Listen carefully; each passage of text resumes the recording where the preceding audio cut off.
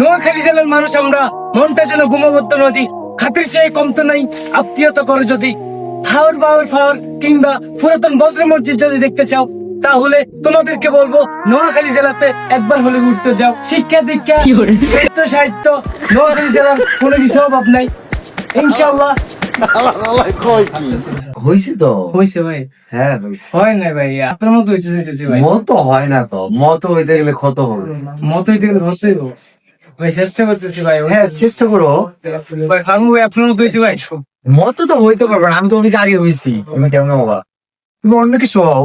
অন্য কিছু হ্যাঁ। না ভাই, বড় ভাইদেরকে ছোট ভাইরা সবসময় ফলো করে, আমি আপনার অনেক ফলো করি। আর আমার চেয়ে আরো ভালো বলতে পারবে, আমার মতো কেমনে পারবা তুমি? না ভাই ঘুরি নেই, স্যালিউট ভাই স্যালিউট, আপনাকে স্যালিউট। আমি সেম আপনার মতো যেভাবে বলছিলেন না, এইভাবে নোয়াখালী জেলারে চাইছিলাম আর কুফুরে উঠেছে, তবে পাইলাম না। ফার্মু ভাই একদিন দোয়া করে দেন ভাই। অবশ্যই বাবা, তোমাদের নোয়াখালী তো অনেক আগে আছে। আগাই আছে, কিসের দিক দিয়ে আগে আছে? অর্থনীতির দিকে অনেক আগে আছে। নোয়াখালী অনেক জনপ্রিয় ব্যক্তিত্ব মানুষ আছে, এবং নোয়াখালী অনেক দর্শনীয় স্থান আছে, সুন্দর সুন্দর জায়গা আছে। এই সুন্দর জায়গার মধ্যে গেছিলেন? না যাইনি, আমি কিছু জানি। যাওয়ার চিন্তা ভাবনা আছে? কোম্পানিগঞ্জ যেমন অনেক কিছু আছে। অনেক কিছু আছে, আমাদের পুরাতন বজ্র মসজিদ আছে। তোমাদের নোয়াখালী কিন্তু বাসা আছে। ও ভাষা, ও নোয়াখালীর ভাষা চমৎকার।